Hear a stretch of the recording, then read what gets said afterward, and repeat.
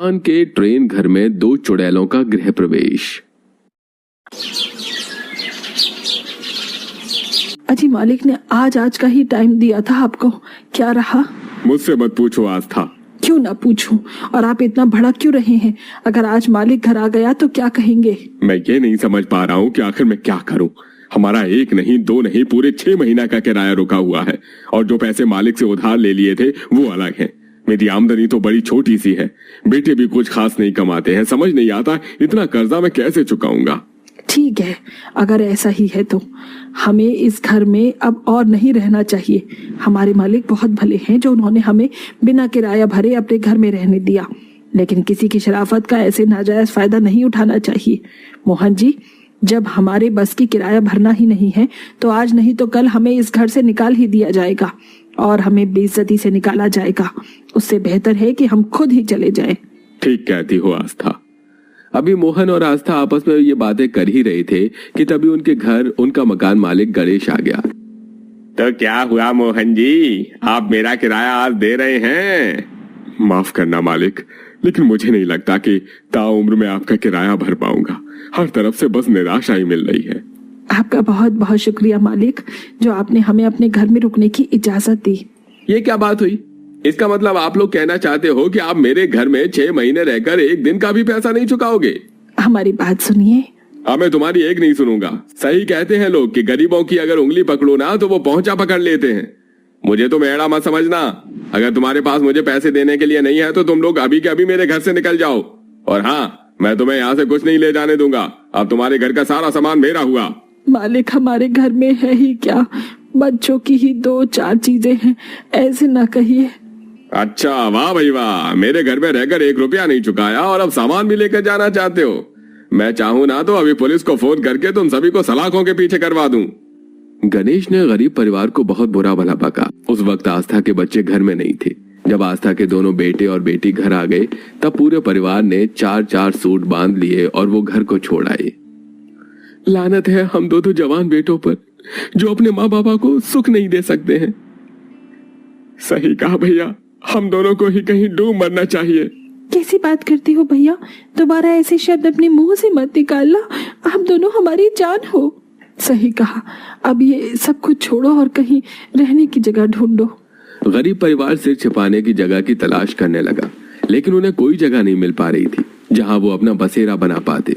पूरा गांव भर चुका है। अगर हम कहीं किराए पर रहना चाहे भी तो कोई हमें किराए पर नहीं रखेगा। समझ नहीं आता है कि हम क्या करें। गरीब परिवार भटकने लगा और भटकते भटकते ही वो एक जंगल में पहुंच गए। बाबा, आप इस जंगल में इतना अंदर तक क्यों जा रहे हैं? यहाँ इतने अंदर जाना सुरक्षित नहीं है। घबरा मत छोटी, आज हम यहाँ आए हैं, कल को देखना यहाँ कितने लोग रहेंगे और ये जंगल भी एक गांव में बदल जाएगा। सही कहा, आजकल पेड़ पौधों की कटाई ही इतनी जल्दी हो रही है कि सरकार यहाँ भी कोई बस्ती बना देगी। सभी जंगल में ऐसे बातें करते हुए चल ही रहे थे कि तभी मोहन को एक खाली ट्रेन की बग्गी मिली। वैसे तो वो काफी पुरानी थी, लेकिन गरीब परिवार की आंखों में उसे देखकर एक चमक सी जागी। अरे वाह बाबा, देखो ट्रेन की बग्गी, हम इसे ही अपना घर बनाएंगे। हाँ, सही कहा। देखा, ढूंढने से तो भगवान भी मिल जाते हैं, तो एक घर क्या चीज है। गरीब परिवार उस ट्रेन की बग्गी को देखकर खुश होने लगा। वैसे तो वो लोग उस जंगल में अकेले थे, लेकिन वहीं पर खड़े एक पेड़ पर से उन्हें कोई देख रहा था। अरे ओ मेघा, कहाँ खोई हुई है? अरे क्यों डिस्टर्ब कर रही है? देख गायत्री, हमारे मोहल्ले में कितने खूबसूरत नौजवान आए हैं। कहाँ? गायत्री ने अभी पेड़ से झांक कर देखा। मोहित और श्याम दोनों लकड़ियां काट रहे थे। उन्हें देखकर दोनों चुड़ैल उनके ऊपर लट्टू हो गईं। हाय मेघा, ये तूने क्या दिखा दिया? मेरी तो इन खूबसूरत लड़कों पर से नजर ही नहीं हट रही है। चल गायत्री, इन्हें अपने काबू में करते हैं। दोनों चुड़ैलों ने एक मंत्र पढ़ा और उसे पढ़कर उन्होंने मोहित और श्याम की तरफ को इशारा किया। उनके ऐसा करते ही वो दोनों बेहोशी सी में लकड़ी काटनी छोड़कर चुड़ैलों की तरफ को जाने लगे। भैया भैया भैया, आप कहाँ जा रहे हो? मोहित और श्याम अपनी बहन की आवाजों को नहीं सुन रहे थे।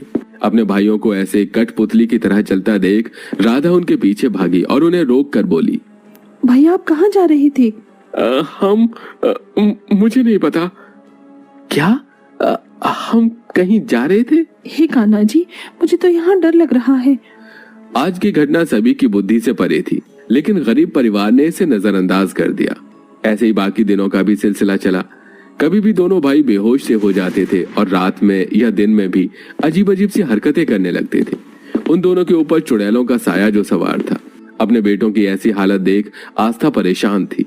एक रात जब सभी सो रहे थे तब मोहित और श्याम अचानक ही उठकर जाने लगे और एक पेड़ पर चढ़ने लगे। उन्हें ऐसा करते हुए देख आस्था ने देख लिया। वो जल्दी से उठी और उन्हें रोकने लगी। हे भगवान, मोहित, श्याम, तुम दोनों इस पेड़ पर क्या कर रहे हो? नीचे आओ। आस्था उन्हें खूब आवाजें लगा रही थी, लेकिन दोनों भाइयों पर कोई असर नहीं था। हे भगवान, मेरे बच्चों को क्या हो गया? उन्हें प्यार हो गया है माँ जी, प्रणाम। चुड़ैल? जी हाँ, सही पहचाना आपने, चुड़ैल। आस्था चुड़ैलों से डर रही थी, लेकिन अपने बेटों की खातिर वो हिम्मत करके बोली, अच्छा, तो तुम ही हो जिसकी वजह से मेरे बेटों की ये हालत हुई है। देखो, मैं तुम्हें बता रही हूँ, मेरे बेटों का पीछा छोड़ दो, वरना क्या सासू माँ?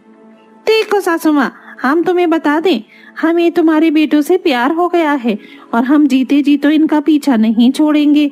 इसलिए हम चाहते हैं कि शराफत का दामन पकड़कर आप कल ही हमारी अपने बेटों के साथ शादी करवा दें, वरना हम इन्हें कब गायब कर देंगे आपको पता भी नहीं चलेगा।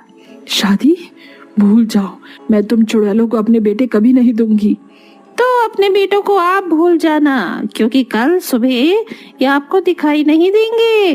अब मर्जी आपकी है, आपको अपनी बहू ही बनाकर लाना है हमें या अपने बेटों को विदा करना है, हमें जल्दी ही बताना। ऐसे बोलकर चुड़ैलें गायब हो गईं। ये सारा मंजर ट्रेन की बग्गी से मोहन और राधा ने भी देख लिया था। सभी टेंशन में आ गए कि वो क्या करें, और आखिर में फैसला भी हो गया। जैसे ही शाम हुई, दोनों चुड़ैलें दुल्हनों की तरह तैयार हुईं और आस्था ने खुद अपने बेटों की चुड़ैलों से शादी करवाई। गुड जॉब सासू माँ, मैं मजबूर हूँ मेरे बच्चों। मजबूरी में शादी हुई और शादी के बाद आ जाओ, मेरे घर में चुड़ैल बहुओं का स्वागत है। इस तरह नहीं सासू माँ, हर चुड़ैल का अरमान होता है कि उसका गृह प्रवेश अच्छे से हो। आज हमारे स्टाइल में गृह प्रवेश होगा। दोनों चुड़ैलों ने ऐसे बोलकर चुटकी बजाई। उनके चुटकी बजाते ही ट्रेन की बग्गी में बाहर एक जादुई द्वार खुला, जिसमें से ढोलक लिए हुए कंकाल, हाथों में खोपड़ी ली हुई चुड़ैलें और नाचते हुए भूत आए। उन्हें देखकर इंसान परिवार बहुत डर रहा था। माँ जी, अब हमारा गृह प्रवेश करवाओ। अच्छा। आस्था ने घबराते हुए खून से कलश भरा, कंकाल खोपड़ी की माला अपनी बहुओं को पहनाई और खून से ही उनका तिलक करके चुड़ैल बहुओं का गृह प्रवेश करवाया। गृह प्रवेश के बाद सारे दूसरी दुनिया से आए हुए भूत, चुड़ैल और कंकाल वहां वापस चले गए। और अरे वाह, आज तो हमारे सारे अरमान पूरे हो गए मेघा। हमारी शादी हो गई और गृह प्रवेश भी। सही कहा, अब इस दुनिया में रहने का कोई दूसरा उद्देश्य नहीं है, हम जा रहे हैं। ऐसे बोलकर दोनों ही चुड़ैल मुक्त हो गईं। ये उनकी अंतिम इच्छा थी जो आज पूरी हो चुकी थी। ये क्या हुआ? भाई, वो चली गई।